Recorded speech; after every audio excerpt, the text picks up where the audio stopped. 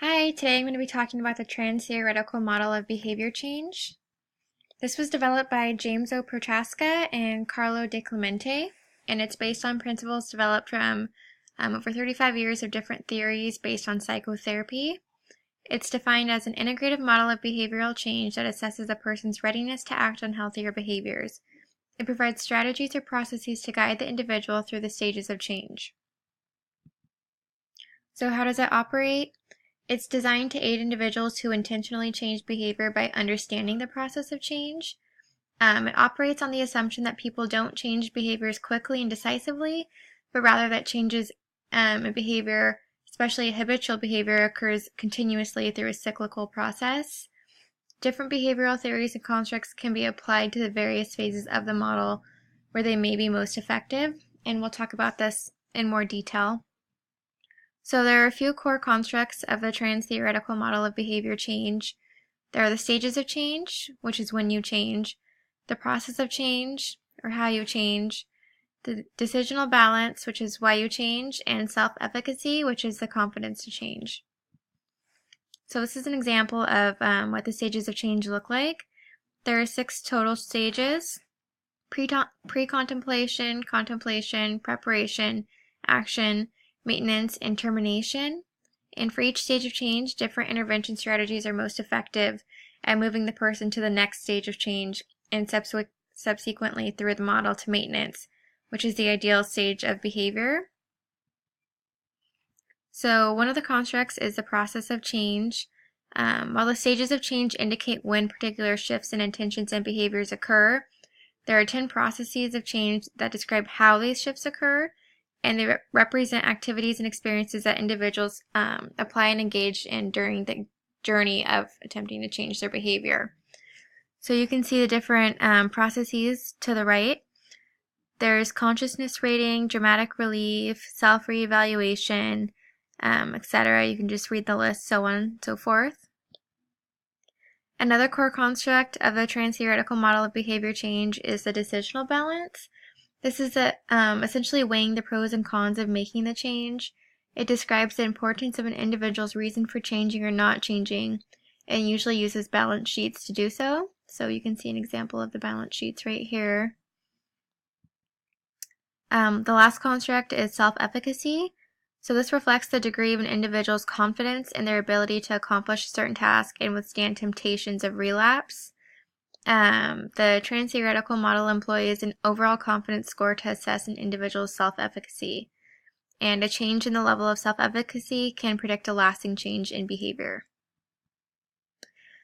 So this is an example of one of the studies we found. In a study by Lee and colleagues, the trans-theoretical model was used to develop tailored cues to action in the form of nutrition-based text messages from a smartphone application to aid in managing and preventing obesity in elementary school students.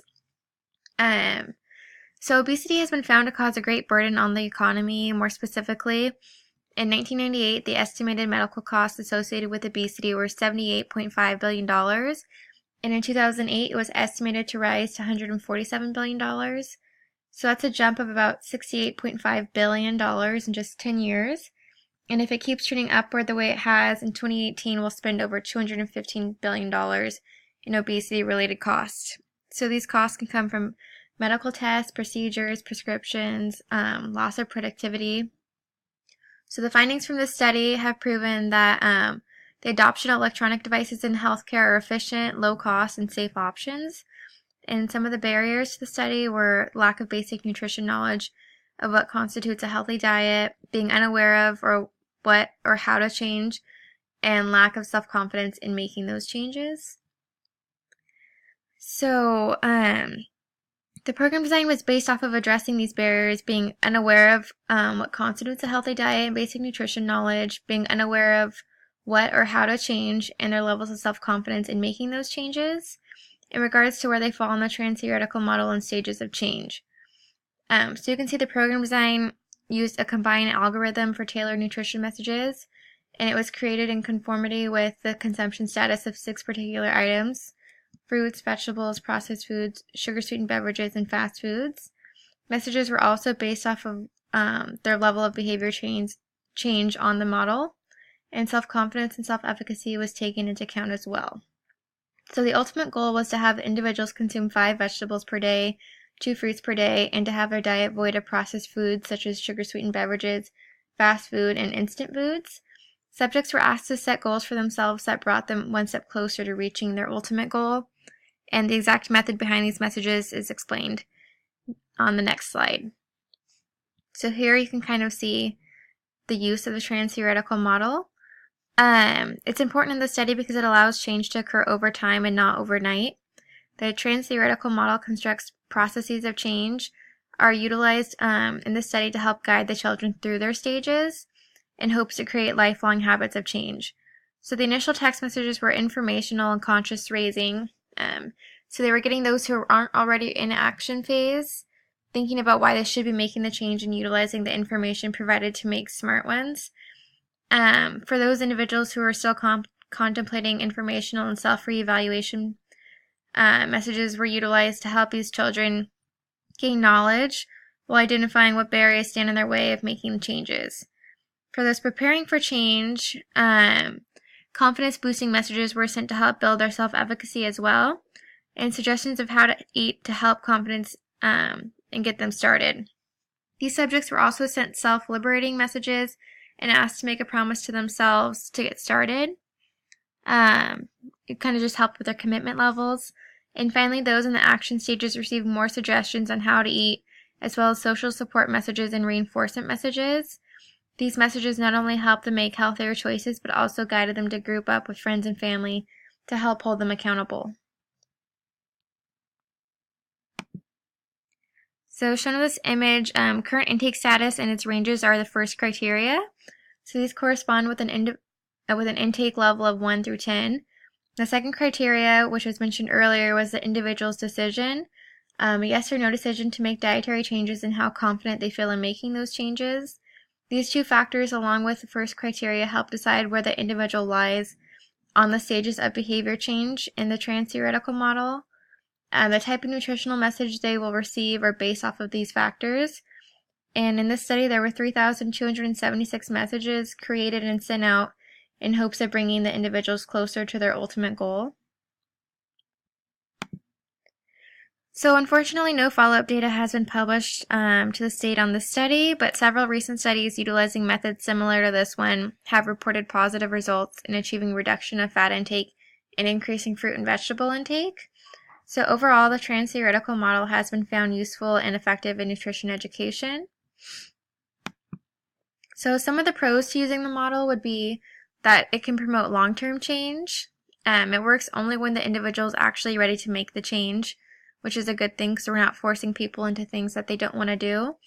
And you can specifically design interventions and strategies for each stage to match their motivation level. So this helps tailor certain interventions specifically for people at their level of readiness.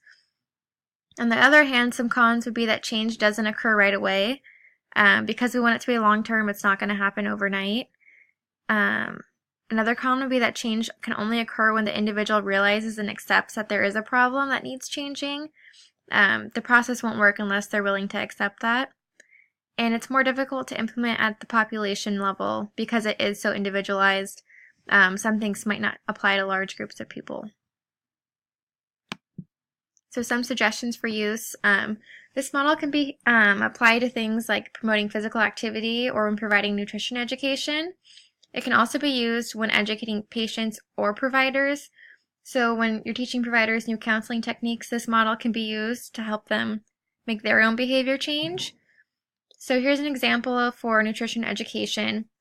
In the pre-contemplation stage, you might educate on why a healthier lifestyle is still important to help motivate them and realize that a change needs to be made. Then the contemplation stage, you can discuss potential barriers that they might face and how to overcome them. Preparation, you would provide them tools for success, so diet overview, diet education. The action stage, you would design specific interventions and guidelines, so maybe telling them to add a half cup of serving of vegetables at breakfast and lunch. And then the maintenance stage is providing support and guidance as needed, reinforcing education, and just helping them along the way to make sure they don't relapse. And these are our references. Thank you.